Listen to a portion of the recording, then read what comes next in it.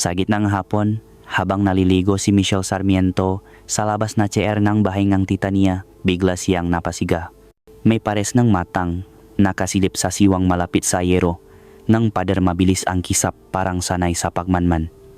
Mata lang ang nakita niya, pero sa lup-lup ni Michelle, kilala niya kung kanino iyon. Kasi kung isang bubong ang tinitirhan ninyo, ramdam mo kung sino ang presensya sa paligid. At ang nasa isip niya, ang asawa ang tita niya si Romano Castro. Magallanes, Cavite ang setting. Panahong iyon, abala si Michelle sa pag-apply papuntang abroad Dubai ang target.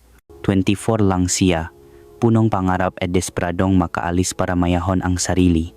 Samantala, ang tito niyang si Romano ay 53 taong gulang na asawa ni Tita Lolit na mas matanda sa kanya ng 5 taon. Hindi ito pangungutya, pero kailangang ilarawan. Hindi kagandahan si Lolit at may kapansanan sa mata duling. Noon pa, sabi-sabi, si Lolit ang mas porsigido sa relasyon. May maliit siyang grocery sa palengke, negosyante, kaya't maraming naniniwalang doon na akit si Romano na makipag-ugnayan. Si Romano, lumaki sa magulong tahanan ayon sa kwento. Ang ama raw ay dating rebelde sa bundok NPA at maras kapag nalalasing. Kaya maaga pa lang, layas na si Romano, palipat-lipat ng lugar, nakahanap buhay. Sa huli, napatpat siya bilang boy, kargador sa puwesto ni Lolit sa palengke nakbabantay, nakbubuhat, naktitinda, doon sila nakakilala. Unay biro lang ng nga kasamahan. Asawahin mo na si Lolit may negosyo na may bahay pa. Hanggang sa naging seryoso ang tukso. Wala namang masyadong nanliligaw kay Lolit kaya't nawi sa kasal. Kuwento pa nga, noong mismong araw ngang kasal, halos walang gana si Romano. Nasa puwesto pa raw, nakabukas ang tindahan, parang walang seremonyang magaganap, sinundo pa siya. Pero natuloy ang kasal. Tuwang-tuwa si Lolit sa wakas, may asawa. Sa unang 5 taon, nakaanak sila, 2 babae. Lumipas ang mga araw, buwan, taon lumaki ang mga bata. Sa puntong ito, dito na pumapasok si Michelle. Pinsan nila, mas matanda lang siya ng kaunti sa 2 anak ni Lolit at Romano. Taong 2007, namatay ang tatay ni Michelle. Matagal nang wala ang nanay niya, wala pa rin siyang trabaho nun. Dahil sa biglang paisa at kawalan, inako ni Tita Lolit ang responsibilidad. Isinama si Michelle sa palengke at pinatira sa bahay ng Castro. Gabi-gabi, iisang hapag-kainan, umaga, sabay-sabay sa gawaing bahay at tindahan. Natural, apelido ni Tita ang dalang Sarmiento, pero sa isang bubong, kapiling din niya si Romano. At dito na nakbago ang ihip ng hangin. Si Michelle ay maganda malinis ang kutis, maamo ang mukha, maliksi ang kilos. Sabi ngang iba, kabaliktaran ni Lolit. Mula nang manirahan siya sa bahay, may kung anong nagising kay Romano parang nakakita ng pagkakataon. Sa unang linggo pa lang, may kung anong titik na hindi naktatago. Yung tinging hindi pang tito, yung tinging hindi bagay sa loob ng bahay. Kumbaga, may bawal na pagnanasa na unti-unting naglalaway sa gilid ng katahimikan. Bakit? Nandun ang tricycle nito, nakaparada sa gilid, pero wala siya sa sala, wala rin sa bakuran parang may taong namamadaling nakubli. At dahil doon siya nakatira, doon kumakain. At si Lolit ang tumutulong sa papeles niya papuntang Dubai na pilitan siyang manahimik. Mas masakit, ayon kay Michelle, ilang beses pang naulit ang paninilip. Sa tuwing sisigaw siya at hihingi ng tulong, lalo lang siyang dinidismiss, walang pinaniniwalaan, walang umaalalay. Sa halip na ipagtanggol ang biktima, tila pinoprotektahan ang may sala. Boses ng isang dalagang umaapaw sa takot laban sa isang lalaking bihasa sa pagbaluktot ng pagkakataon mabigat na laban yan sa loob ng bahay. Hunyo 2008, bumalik tayo sa umpisa ng kwento. Habang naliligo si Michelle, may matang nakasilip, napasigaw siya, napamulagat at agad naktapis ang tuwalya, humahangos palabas ang chair. May naninilip, manya, sigaw niya. Paulit-ulit, halos maya sa galit at pandidiri. Naglabasan ang mga kapitbahay, madalas ay kamag-anak din. Pero kahit anong tanong, wala siyang binanggit na pangalan, Hindi niya nakita ang mukha mata lang. Subalit may hinala si Romano. Pagkabihis, dumiretso si Michelle sa palengke. Hinanap ang tita niyang si Lolit sa pwesto at doon nagsumbong buong detale, pati hinala niya kung sino ang naninilip. Kailangan niyang kakampi ng proteksyon. Pero imbes na yakap at pakdamay, malamig ang sagot ni Lolit. Tumahimik ka, baka may makarinig, kahihiyan yan sa pamilya. Parang binura sa hangin ang sigaw ni Michelle. Doon niya naramdaman. Mas kakampihan ng tita ang asawa kaysa sa sariling pamangkin. Hanggang sa isang tanghaling tapat sa kalagitnaan ng 2008, pinawi si Michelle ni Lolit para magluto. Akala niya wala ang tao sa bahay na mamasada si Romano. Tahimik sa loob, sarado ang mga pinto. Walang sinalas, walang sapatos. Pinuksan niya ang pinto ngang sala at biglang nanlamig ang batok niya. Sa lumang TV, bold ang palabas. At sa harap nito, hubat si Romano walang kahihiyang hawak ang sariling ari. Sarap na sarap, parang walang ibang tao sa mundo. Nabigla si Michelle na pahinto, napalunok. Dun tuluyang naunawaan ni Michelle. Wala siyang kakampi sa bahay ng mga Castro. Araw-araw, linggo-linggo, buwan-buwan ang katahimikan ng paligid ay paalala na hindi siya ligtas kahit sa mismong bubong na dapat kumukupkop sa kanya. Sa murang edad, natutunan niyang manahimik kahit umiya ang loob. Hindi niya alam kung paano ipagtatanggol ang sarili at ang mas nakakatakot, unti-unti na niyang nararamdaman na baka ito ay normal na sa kanila. Dahil habang pinipigilan siyang magsalita, lalo lang lumalakas ang loob ni Romano. Lalong nagiging kabuntot ng araw ang kababuyan. At si Lolit, imbes na yakapin ang pamangkin, unti-unting nagiging tagapagtakip sa kasalanan. Akala ni Michelle, hanggang paninilip at pagpaparamdam lang ang abutin. Pero hindi doon nagwakas ang panggigipit. Isang hapon sa likurang bahagi ang maliit na grocery. Nag-aayos siyang madilatang paninda, walang ibang tao. Tahimik ang paligid. Naramdaman niya ang madiin na dampi ang kamay sa kanyang puwetan. Lalaki. Mainit ang palat, marahas, si Nadia. Napasinghap siya, napalingon si Romano, nakadikit sa likod niya. Umulit ang kamay, bumalik sa dating pwesto, parang minamasahe ang hiya. Nakangisi. Walang takot, walang pakailang. Anong ginagawa mo? Sigaw ni Michelle. Nangingini ang boses. Sa halip na umatras, sumagot si Romano, pabalang, sige na, gusto mo rin, di ba? Para silang nahulog sa balon ng dumi ang hangin, amoy panlilibak. Mabilis na umatras si Michelle, nanginginig ang tuhod, tumataas ang tibok ng puso. Hindi na kinaya ng sikmura ang takot at pagkasuklam, sumigaw siya. Tumakbong palabas ng imbakan, umiiyak habang dinadaanan ang mga estante. Lumipat siya sa katabing puwesto kung saan may kakilala at doon naksumbong paulit-ulit. Hinipuan niya ako, may masamang balak siya. Sino? Tanong ng tao. Si Tito Romano. May mga nakarinig sa sigaw. May mga lumapit. Pero ang akusado nasa likuran ng tindahan. Parang walang nangyari. Hindi tumakbo. Hindi umamin. Tila sanay sa pagsisinungaling ang katahimikan niya. At sa bawat araw na lumilipas, tinitiis ni Michelle ang pakiramdam na siya pa ang nakakasala. Dahil kahit sa loob ng bahay, tinatakpan ang krimen. Sa isip niya, paulit-ulit, kailan matatapos ang impyernong ito? Para malinaw ang sitwasyon, bakit wala ang nga anak ni Romano at Lolit sa bahay? Nasa Dubai sila, parehong nagtatrabaho.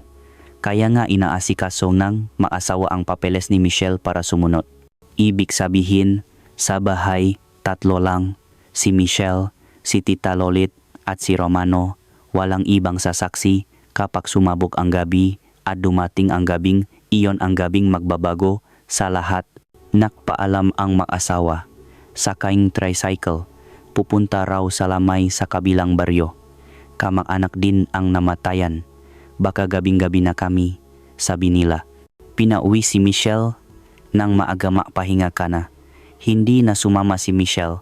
Simula nang tumindi ang kababuyan ni Romano, iniiwasan na niya ito, walang tingin, walang salita, puro ilag. Tahimik ang gabi, madilim ang paligid, sarado ang mabahay. Pumasok siya sa kwarto, may jalusi ang bintana, Mosquito screen lang ang harang. Pagod si Michelle, kaya mabilis nakatulog. Maya-maya, pasado alas 12, may malakas na tunog mula sa bintana, isang biglang lagabok, parang may tumalon. Nagising si Michelle, nanigas sa kaba. Unai dilim lang, pero nang masanay ang mata niya, may anino sa loob ng kwarto, malaki ang pangangatawan. Amoy alak ang hangin, papalapit sa kanya ang anino. Mabigat ang yaba, mabigat ang hininga. Sumirit ang lami sa bato ni Michelle. Tatayo sana siya mula sa kamo nang biglang may malakas na kamay na dumakma sa kanyang braso. Mahigpit, parang bakal. Pilit siyang ibinabalik sa kutson. Idinidiin ang balikat at sa sandaling iyon, ramdam niya ang bigat ng katawan ng lalaki sa ibabaw. Garalgal ang hininga, malakas ang amoy ng alak. Hindi na kailangan ng paliwanag. Oras na ito ngang panggagahasa kung hindi siya lalaban. Umikas ang tuhod ni Michelle, isang sipa sa tagiliran ng lalaki. Umatras ito, napaungol, bahagyang lumuwa ang kapit. Sa iglap na iyon, kumawala si Michelle. Tumalon mula sa kama, halos madapa sa pagmamadali. Nasapol niya ang switch ng ilaw. At doon niya kitang-kita ang muka ng hayop na gustong umibabaw sa kanya. Si Romano walang suot na pang-itaas, lasenggong-lasing at nangiintap, ang matang puno ng libok at galit. Nagtakpo ang mangga mata nila. Sa halip na mahiya, sumimangot ito, tila nakbabadya ang pananakot. Pero naunahan siya ni Michelle na pasigaw ito ng ubot lakas, paulit-ulit, tulungan niyo ako. Wala na siyang pakialam kung magising ang buong baryo. Ang mahalaga, may makarinig. Mabilis siyang kumaripas palabas. Walang sinalas, nanginginig ang tuhod, humahagulgol habang binabaktas ang madilim na pasilyo papunta sa labas ng bahay. Buti na lang, may ilang kapitbahay na nagising sa masigaw. Lumapit sila, may tumawag ng pulis, may naktangkang sumilip sa bakuran. Si Michelle, halos maubos ang boses sa pag-iyak, pero malinaw siyang nagsalita. Si Tito Romano, pinasok ako sa kwarto, tinatangka niya akong gahasain. Sa gitna ng kaguluhan, nakasakay na sa tricycle si Romano, tumakbo, naglaho sa dilim. Tula ng takot at kahihiyang nabuking ang ginawa. Dumating ang mga pulis. Sinuri ang kwarto ni Michelle. Jalusi window may mga salaming na balas at ang mosquito screen malaki ang punit. Halatang pinuwersa ang pagpasok.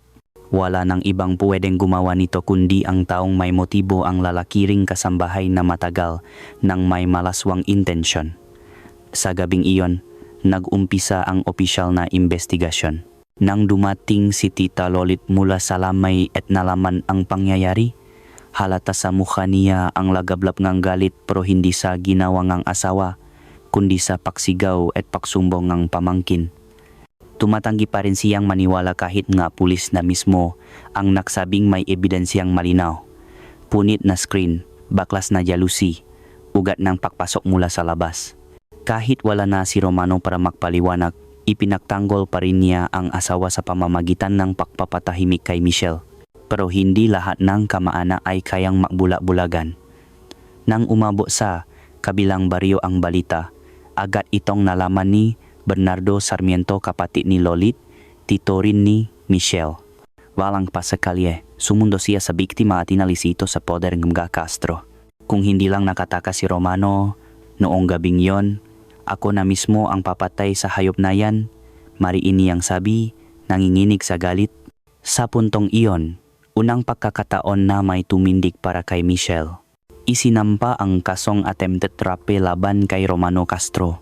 Pumirma ngang salaysay si Michelle, sinamahan ng mga kapitbahay na nakarinig sa sigaw, pati ng mga pulis na nakakita sa sirang bintana. Naglabas ng dokumento ang mga autoridad, inihayin sa piskalya ang reklamo at gumulong ang proseso.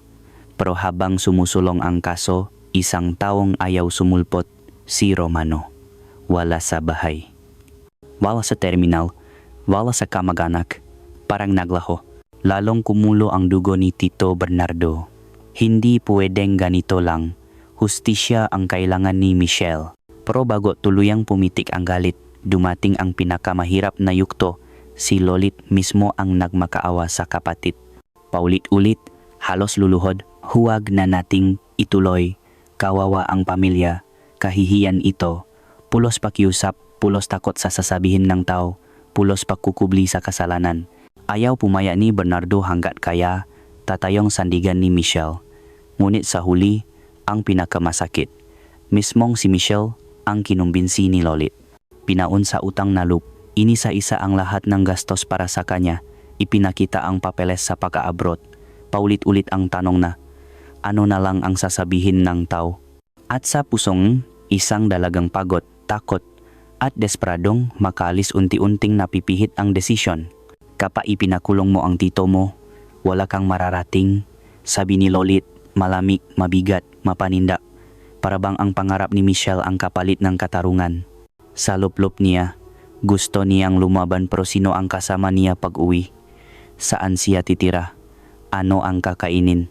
Sa bansang kung minsan ay mas malakas ang boses ng kahihiyan kaysa sa katotohanan, ang biktima ang madalas na pinapatahimik.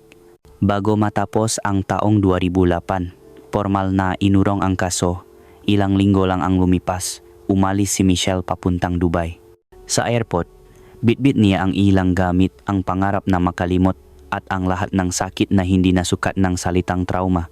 Wala siyang ginawang mali.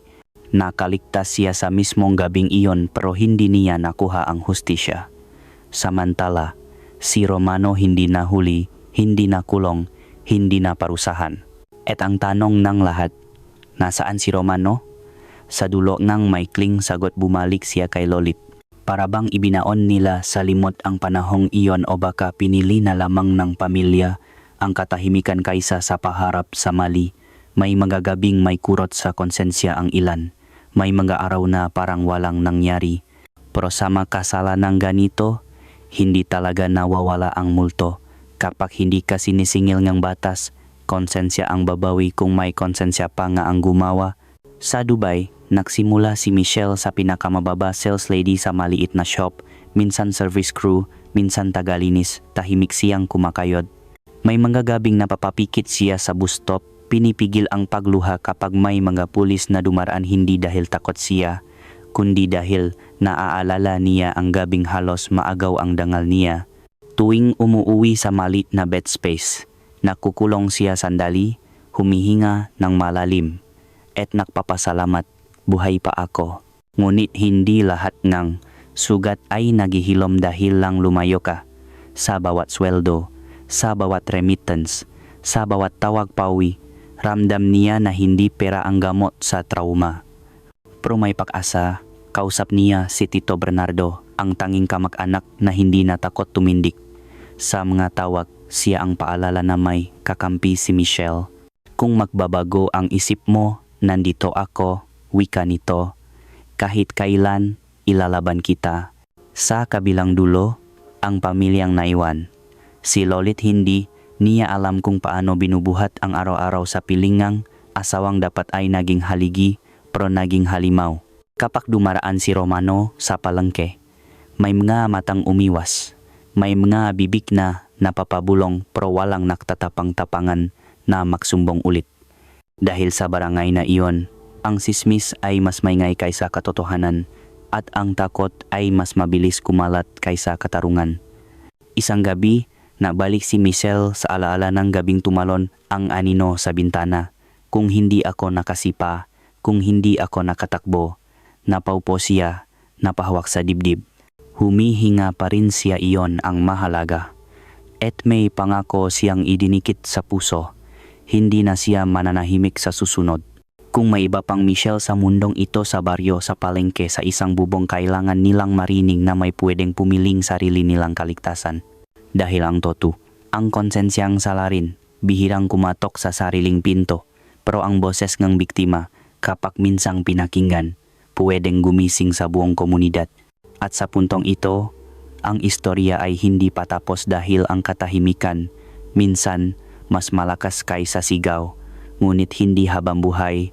May darating na araw na ang tinik sa dibdib ay lalabas din bilang katotohanang hindi na may tatanggi. Makalipas ang ilang taon, unti-unting natanggap ni Michelle na may mga bagay na hindi na niya mababago, Pero may magabi pa ring binabalikan siya ang lahat ang malamig na boses ng tita niyang tumatanggi, ang mukha ng lalaking sinumpa niyang huwag nang muling makita, at ang sigaw niyang tinigilan ng takot. Kahit nasa Dubai na siya, dala pa rin niya ang alala ng bahay na iyon sa Cavite, ang bahay na dapat naging kanlungan, pero naging kulungan ng hiya. Ang tahimik na pagilom. Sa unang taon sa abroad, halos araw-araw umiyak si Michelle sa tinutuluyang bedspace. Wala siyang makausap, walang mapagsabihan. Lahat ng kasama niya ay abala sa kani-kanilang trabaho. Pero habang tumatagal, natutunan niyang gumising sa bawat araw na may panibagong dahilan para mabuhay. Nakipon siya ngampra, nahanap ng mga kaibigang totu, at unti-unting itinayo ang kumpiyansa sa sarili. Tuwing may oras siya sa park o sa balkoni ng tinutuluyang dorm, humihinga siya ng malalim. Pinipilit niyang palayain ang sarili sa mga tanong. Bakit hindi ako pinaniwalaan? Bakit ako pa ang nahiya? Bakit nakalaya ang gumawa ng kasalanan? Pero sa halip na masira, ginamit ni Michelle ang matanong bilang motibasyon. Hindi niya alam kung kailan, pero sa puso niya, alam niyang balang araw, may paraan para makabawi. Hindi man siya nabiyan ng hustisya nun, hindi ibig sabihin ay mananahimik siya habang buhay. Ang pagbalik. Lumipas ang ilang taon pa. Nakapaipon na si Michelle ng sapat na pera para umuwi sa Pilipinas. Balak niyang makbukas ng maliit na sari-sari store. Magsimula muli. Ngunit higit sa lahat, gusto niyang harapin ang nakaraan. Pag-uwi niya sa Cavite, marami nang nagbago. Ang palengke na dati ay maingay at masikip, ngayon ay mas tahimik. Ang lumang bahay ng Castro ay tila iniwan ng panahon. May lumang pintura, kalawangin ang gate, at may nakadikit na karatulang for sale. Nabalitaan niyang ilang taon matapos ang insidente, tuluyang umalis si Romano at Lolit sa lugar. Wala raw nakakaalam kung saan sila tumira. Wala ring nakabalita kung ano na ang naging kapalaran nila. May nagsasabing nasa probinsya raw ng Quezon. May iba namang nagsasabing nasa ibang bayan, nagtatago pa rin. Pero para kay Michelle, sapat na ang malaman niyang wala na sila sa paligid. Sa unang pagkakataon, nakahinga siya ng malalim sa sariling bayan, walang takot, walang anino ng pangamba. Sa simpleng pag-upo niya sa harap ng dati nilang bahay, nakdasal siya ng tahimik. Hindi ko na kailangang makaganti. Gusto ko lang makalimot ang pagsisisi ni Lolit. Ilang buwan matapos ang pag-uwi ni Michelle, may nakarating na balita mula sa dating kapitbahay. May sakit daw si Lolit, mahina na, halos hindi na makabangon. Nais daw nitong makausap si Michelle bago tuluyang bumigay ang katawan. Mabigat man sa loob, pumayag siya. Dinala siya ng tito niyang si Bernardo sa bahay kung saan nakpapagaling si Lolit, isang maliit na barong-barong sa tabing kalsada. Pagpasok niya, nakita niya ang tita niyang payat, nangingitim ang balat at halos hindi na makapagsalita. Nang magtakpo ang mga mata nila, agad bumuhos ang luha ni Lolit. Patawarin mo ako, Michelle. Mahina nitong sambit. Hindi agad nakasagot si Michelle. Sa halip, lumapit siya, umupo sa tabing kama at mahigpit na hinawakan ang kamay nito. Hindi ko alam kung paano kita ipagtatanggol nun, sabi ni Lolit humahagulgol. Natakot akong mawalan ng asawa, natakot akong mapahiya. Tahimik lang si Michelle.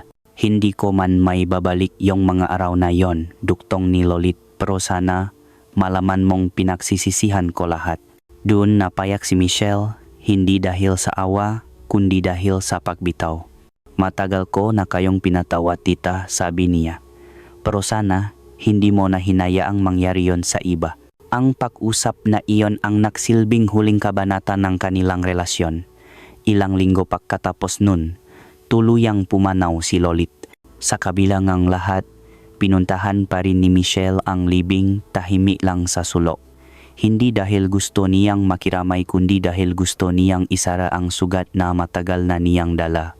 Ang balita kay Romano. Isang taon pagkatapos ng pagkamatay ni Lolit, muling kumalat ang isang balita. Nakita raw si Romano sa bayan ng Quezon. Matanda na, mahina at halos palaboy. Sinasabing minsan ay natutulog sa ilalim ng waiting shed. Minsan naman ay tumutulong sa karinderya bilang tagahugas ng plato kapalit ng pagkain. Walang pamilya, walang bumibisita. May ilan pang nagsasabi na kapag nalalasing, nagsasalita raw ito mag-isa, binabanggit ang pangalang Michelle. Hindi ko sinasadya, hindi ko sinasadya. Sabi nga nakakakita, parang nilamon ngang konsensya ang matanda. Hindi na alam kung totoo gawa-gawa lang ng matao, pero para kay Michelle, hindi na iyon mahalaga. Ang parusa niya ay yung araw-araw niyang pagising na wala siyang kapatawaran. Sabi niya minsan kay Tito Bernardo, hindi ko kailangan ng hustisya sa papel. Sa Diyos na yon, ang bagong simula. Ngayon, si Michelle ay nasa edad 30 na.